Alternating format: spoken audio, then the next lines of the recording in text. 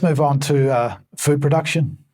Yes, indeed, which is something we've looked at over the last few weeks and months, really since the start of the year. And we've concentrated very much on the way in which policy from the centre has pushed farmers towards making the uneasy choice not to grow food in order to take the risk out of their business. But what we haven't really looked at are the situations in which the decision has been taken out of their hands. So we look at natural England. And the reason we do so is that last week, Tony Juniper, the headman there, is talking about having a high five for everyone driving nature recovery, but we must not rest on our laurels. So we'll just cherry pick a few bits from his sort of 5-year point. And he talks about natural England, which of course is outside of government but funded by government, has supported the design and introduction of major legislative tools, the Environment Act, the Environmental Improvement Plan, but also, here we go, to protect 30% of land and sea by 2030, and indeed the Agricultural Transition Plan and, critically, Biodiversity net gain, which we'll come on to.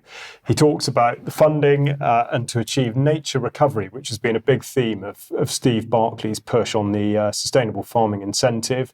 And he's tripled the budget from 110 million, which is what it was back in 2019.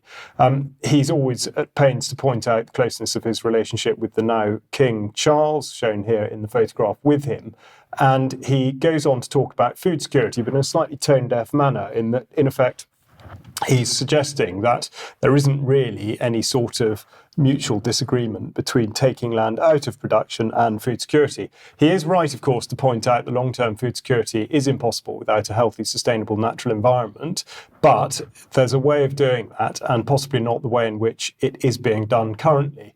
For much more depth on this, I would encourage you to go to the No Smoke Without Fire series that Brian Gerrish and Debbie Evans are doing at the minute, particularly part 3, which deals with exactly this issue. But the reason I bring it up now is because there's a private member's bill going through Parliament at the moment, Sites of Special Scientific Interest Bill, which was just mentioned in Parliament back in March by Derek Thomas MP.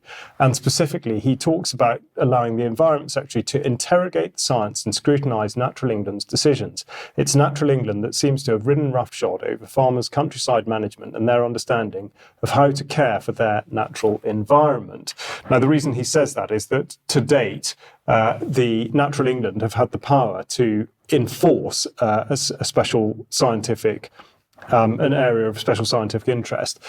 So he goes on to say, why does this matter? Because now, following confirmation of the SSSI, farmers are subject to the same Natural England staff dictating how they operate their farms. That includes their demand that farmers apply for consent to milk cows or keep livestock. There is the risk that farming businesses will become unsustainable, which will impact on the rural economy and food security, while no meaningful benefit to the environment is delivered.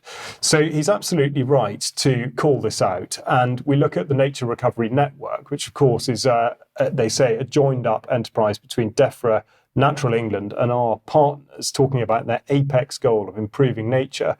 But the point, again, on this sort of accelerated process is taking us from protection to active restoration.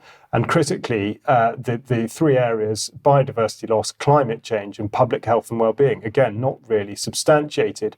They go on to pick out a few things that they're trying to target. An enormous amount of land, 500,000 hectares of wildlife-rich habitat they want to have achieved from this. And down at the bottom there, which is really important, improve access to nature, working across government to ensure that everyone lives within 15 minutes walk of a green or blue space. So a lot of walking, no mention of cars, of course.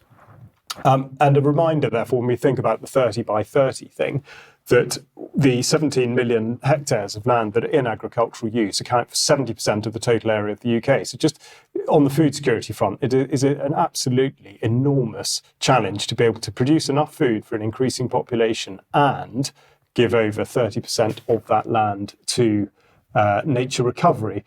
But on the biodiversity net gain side, we see the Agriculture and Horticulture Development Board here, additional income stream. So again, talk about incentivising farmers to actually do this. And in case you're sort of a bit shaky on the biodiversity implications, this came into effect into planning law in January, working to increase biodiversity. Essentially, it's an offsetting process. So they say it's mandatory for all new developments, regardless of whether this improvement is seen on or off-site.